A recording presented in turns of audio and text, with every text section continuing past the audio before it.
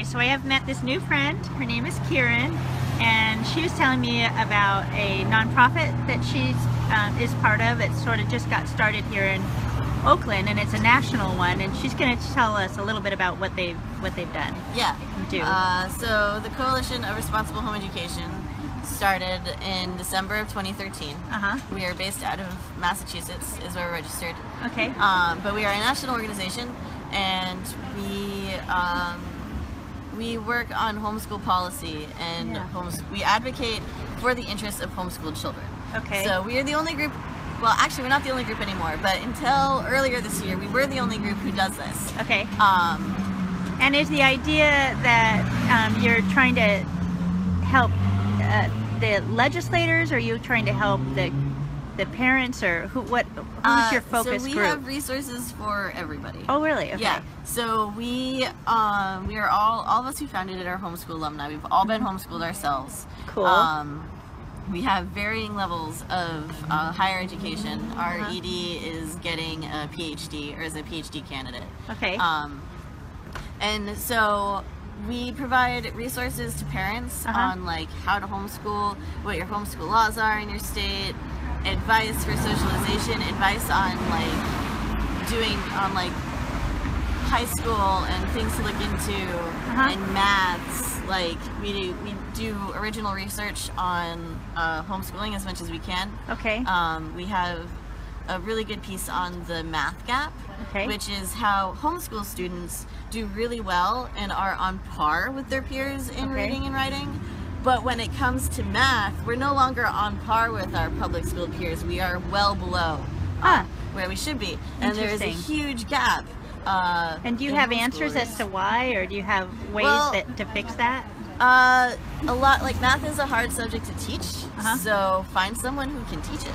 Okay. Like find a tutor, or like there are ways. It's really just like realizing there is this problem, and we are not making enough progress in STEM as we should. Okay. And just like resources for that, things to think about, ways to like ask for help.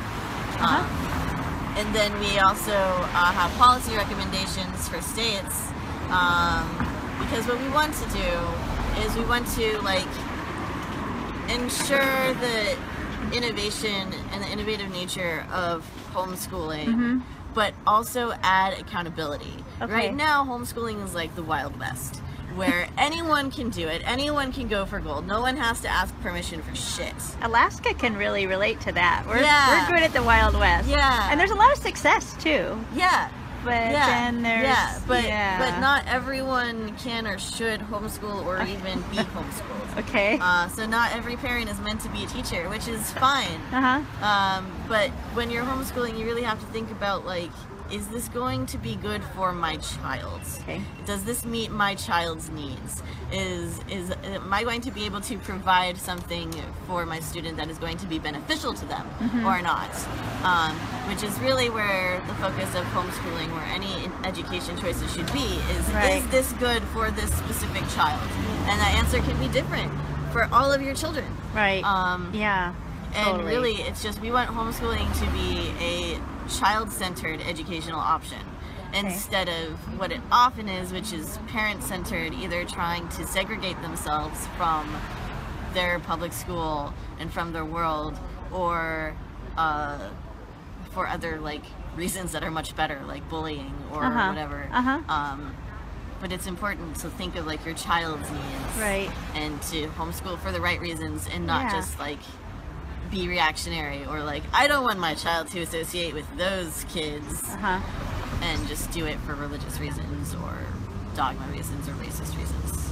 Okay, so the resources that this group has that folks might be interested in are things for legislators for policy, things for parents around decision making, and like just advice on how to homeschool and how to do it as well as you can. We have resources for students who are homeschooled and are having a hard time, or students who are homeschooled and doing well. We have resources for social workers, for like what to look out for, because homeschool families, if CPS is called on them, When you say VPS, what is that? CPS, Oh, the Child Protective Services. Okay, in Alaska it's called something else. So, yeah. Okay. Yeah, so when like social workers are called on families to check up on them, things don't always look the same for homeschoolers because homeschooling is just so radically different than like public schooling. So they might not be able to see some of the warning signs, like the abuse signs will be more subtle because homeschool students are coached on not saying shit. Okay, and you know this from experience. Yeah. Yeah. Yeah. And like we have information on what educational neglect looks like, and like what to do if you suspect that abuse of any kind is happening, and things to think about, and how to contact the right people in your state. And we have as many resources as we can think of, and we also do a lot of research, and we have a lot of like, we've helped multiple legislators work on like drafting bills and giving insight into policy recommendations. I have some legislators for you to meet. I'm here for That's this. super excited. Yeah. Well, okay, so I just want to thank you for taking time to chat with me about that, and I'm going to make sure that folks can see more about that group. Awesome. With the post. But if they have questions, could they put it on the comments, and then maybe we can get answers from you? Yeah, yeah. Okay. We'll figure that out. Okay, yeah. Sounds good. Thank you so much, Karen. We are here at Farley's East in Oakland, right near San Francisco. For those of you in AK who aren't familiar with that, we're here at this lovely cafe with Karen Blackwater. And I don't know if any of you have seen her writing, but she did write a beautiful piece that I was really drawn into, and I thought I'd ask her a little bit about it. Like, well, maybe to start with, what drew you to write this? Yeah, so I worked the polls on election night, and like...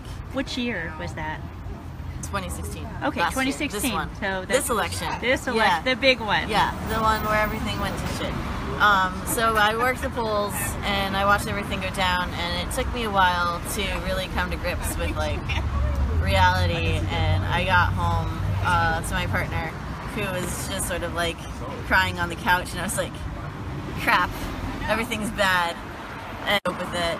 And like we spent the next couple days kind of like talking and stuff, and my partner mentioned to me like, man, I bet they're like, and they being like the right-wing kind of cult that I grew up in, right. I bet they're like building an army and like getting ready for something. And I was like, oh honey, they have been doing this since before I was born.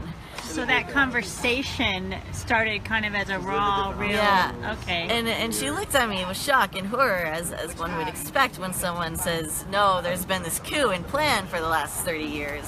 And I realized that most people did not know that, like, there was a whole generation of homeschooled kids being trained to get people like this elected. Okay. And so that was when I realized people should probably know about that, and decided to write it. So you were part of this group that was being trained. Yeah. And you helped people to really understand what that felt like, and kind of how, the size of it, to get a better sense of it. Yeah. Yeah. It's this like vast, dark underbelly that most people don't know about.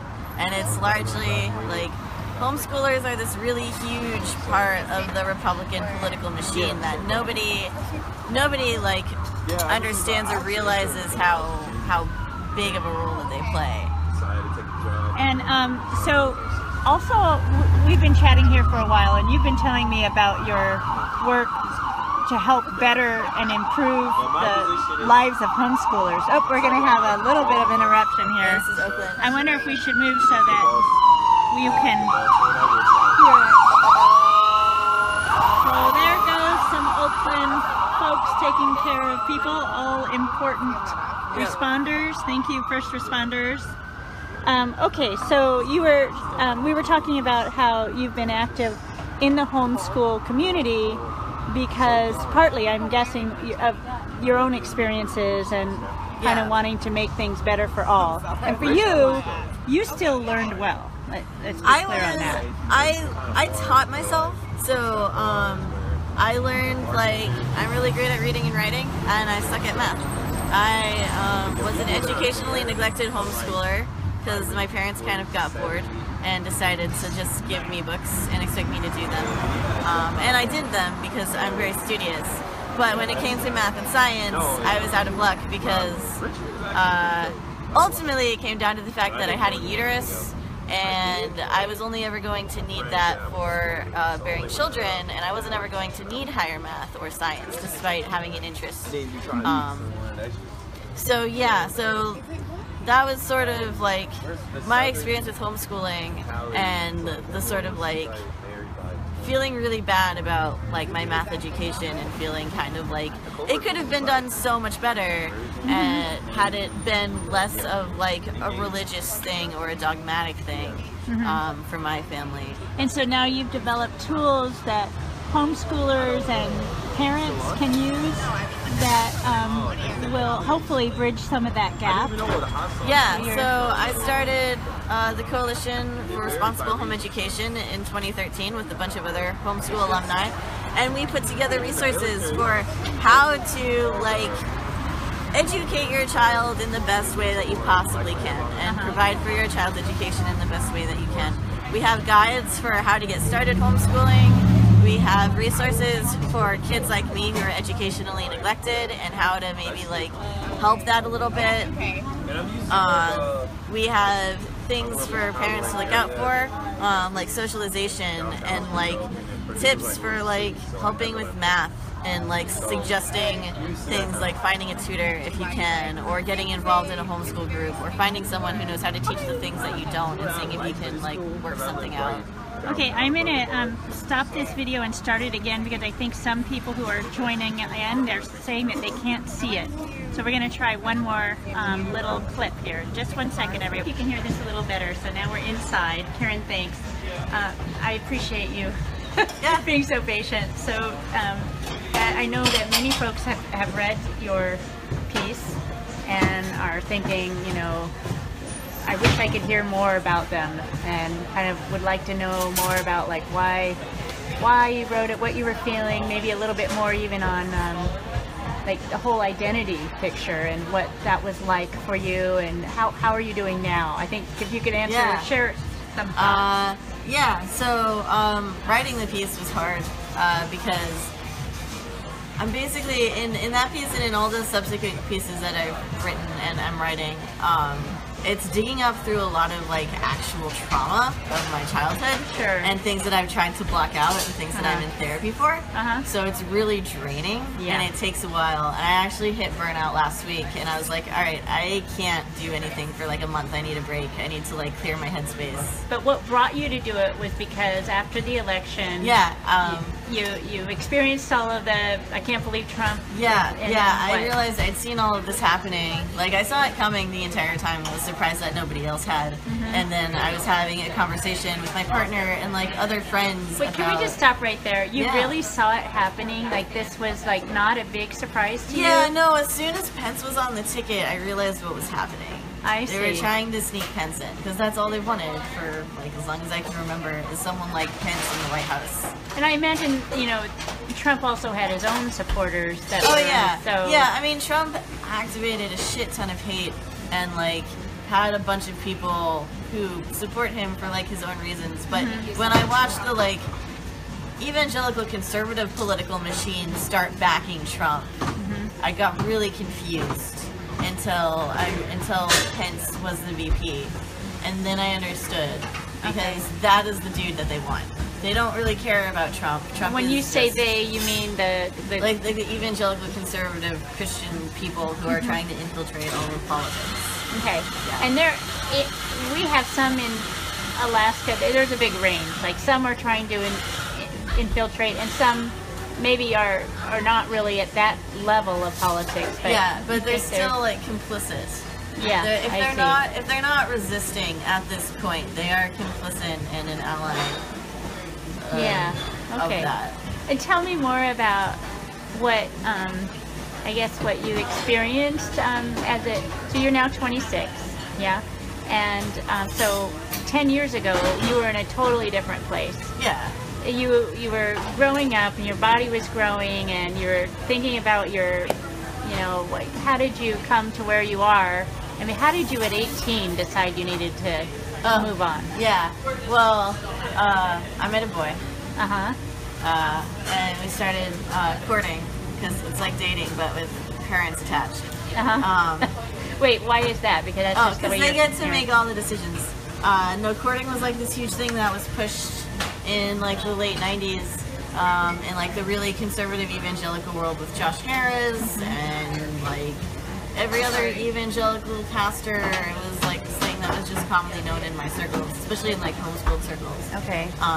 Which is like how it was done in the olden times. Is this dude would ask this girl's dad if he could like date but court, and so you were courting. Yeah, so I was courting, and it was going fine until I was well, we started courting when I was like 16 and a half in like September, and then my parents wanted me engaged by like that December. Wait, they wanted you engaged, okay. Oh my goodness, so were they working with the boys' parents as well? Sort of. Like so my parents and my in-laws have never met in real life. Okay. And so like they were sort of like communicating with them, but my parents really wanted to have all of the say over all of the things. Because my parents are power hungry like that. And so I wasn't engaged by December because I was like, no, I'm a minor. This is no.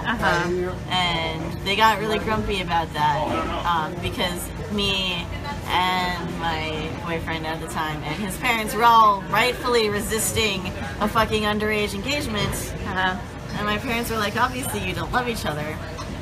And I was like, it's not how that works. It's not how any of this works. And so everything kind of started going downhill from then. And then when I was almost 17 and a half, my mom got pregnant. And when my mom got pregnant, from the time I was 8 till I left, my entire existence basically my only purpose in life was to do my mom's job for 9 months. Oh, I see. To take care of the other so I raised my siblings. And when I was like 17 and a half and starting to have a taste of like my own life and my own identity, my mom gets pregnant again and expects that to happen instantly. And they spent like the whole year up until that point telling me I'm an adult and no one can tell me no. And I was like, so you can't rescind adulthood, so no. And they're like, well, you have to break up. And I was like, I'm not going to. And they're like, we're going to give you 3 days. And I was like, I'm not going to. And so 3 days pass, and they break us up, and that doesn't fly. So I keep my head down for 6 months and plan, and then escape. Yeah. Because at that point, everything was just like so toxic and so crushing, and it really was like, I was borderline suicidal. Like I was ideating a lot. I had a gun, I had ammunition, I knew where it was, and I would just think about that. Wow. And so you managed to escape, and you were mentioning that earlier you knew that you weren't fitting into your parents' model of whatever they were thinking you should be in terms of the perfect child growing and getting engaged at 17 and a half.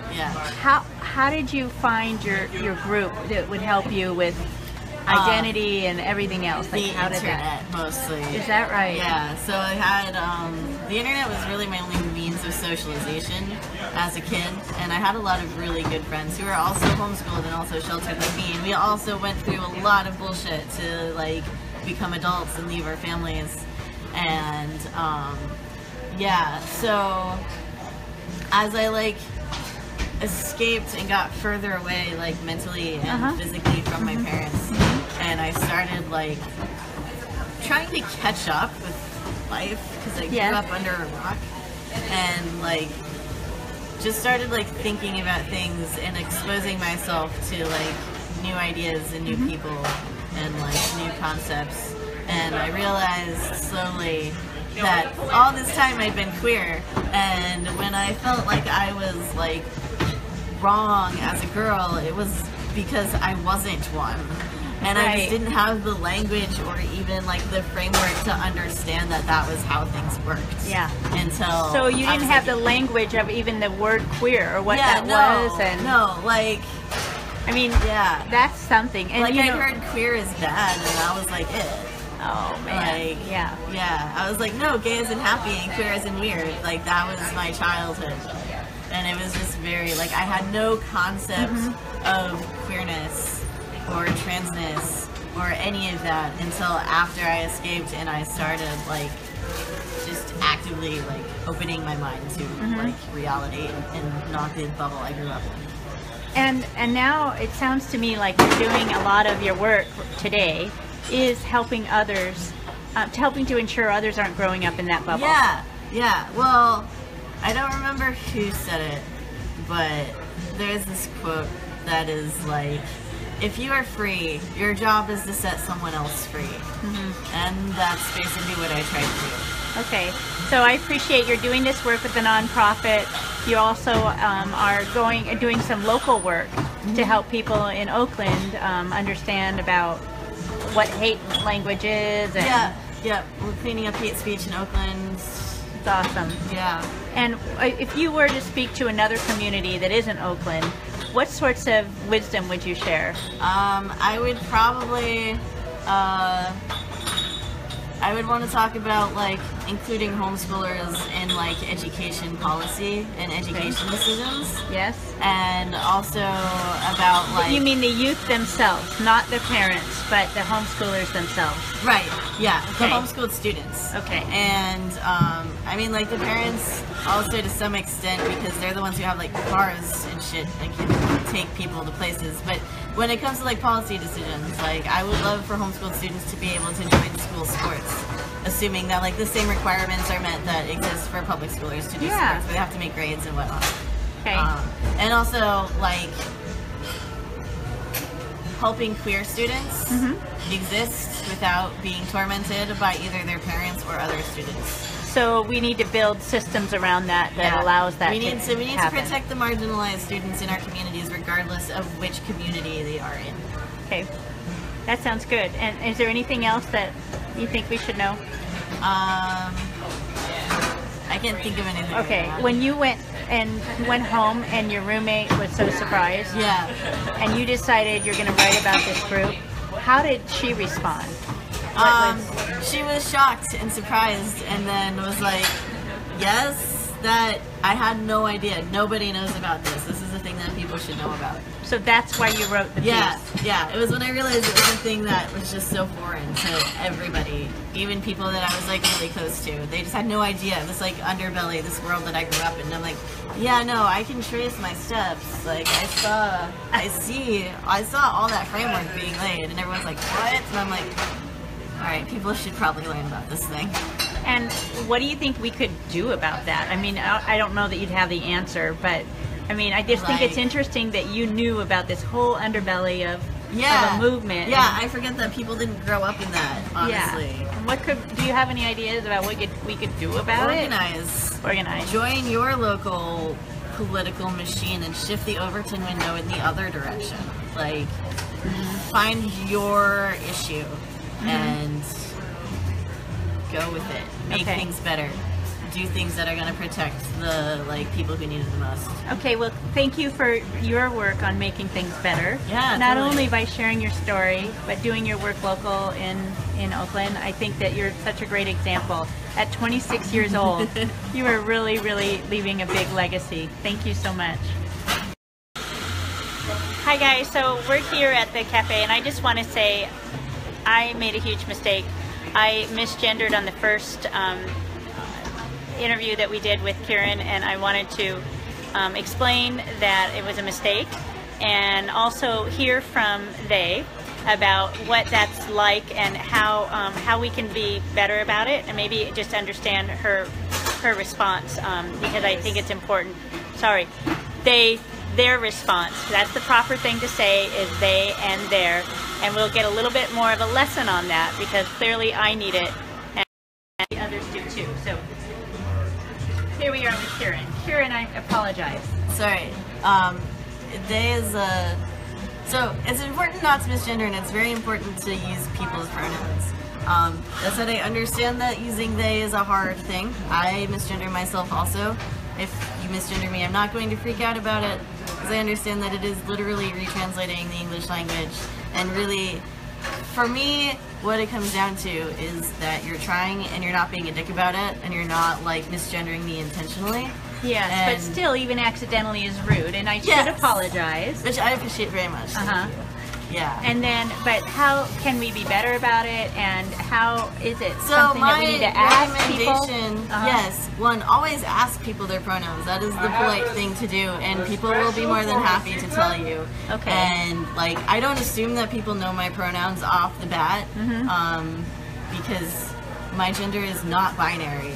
So either way, if you use a binary pronoun, you're gonna get it wrong, which I understand. But asking is always good and always polite, and then using it as much as you can. And like, people understand that other people are gonna fuck up, and the important thing is to just try and do better. So what I do is I just work they into my language on a regular basis, and like, because like I didn't always use they as a pronoun. I was raised to be a girl, and I didn't understand the concept of being non-binary until like a couple of years ago, and I was like, that explains my life. How did you hear about it? I just sort of fell down a rabbit hole of gender thoughts on like the internet. So you read about it? Yeah, I did. I found a bunch of like queer and trans people who were like, I don't feel like I fit either gender, and I'm like, that feeling, because I don't feel it. I'm not a woman and I'm not a man. I'm like neither and both and something different. And then there was this whole conversation about pronouns. There's a lot of different pronouns that you can use. Have your friends responded properly? Did they? Oh yeah. Yeah. They got it. Yeah, all my friends have been really good about my pronouns and are really supportive of it, and really good about it. But we all make mistakes sometimes, and I make mistakes all the time also, and the important thing is that you just try to do better. You don't have to make a big deal out of it, just try to do better. And if you're not being a transphobic asshole that already garners you, like, you're okay. The point is to do better. So we can do better about it, and also maybe we can work on I feel like in Alaska we need to even work on systemic ways to be more inviting too. Yes, using, like, there's no reason to use honorifics. You don't need to call me ma'am or sir. You don't need to call me miss or mister. There's no reason to use honorifics. There's no reason to, like, if you're trying to include everybody, just say everybody. You don't have to say men and women. Okay. You don't have to gender things. Gender is a construct. We don't have to deal with this. All right, I am all about that. Thank you so much, and I personally will be better. And I apologize again, and I look forward to becoming a little bit more of an accepting person by way of an example to everybody. Yes. All right, thanks so much, Kieran.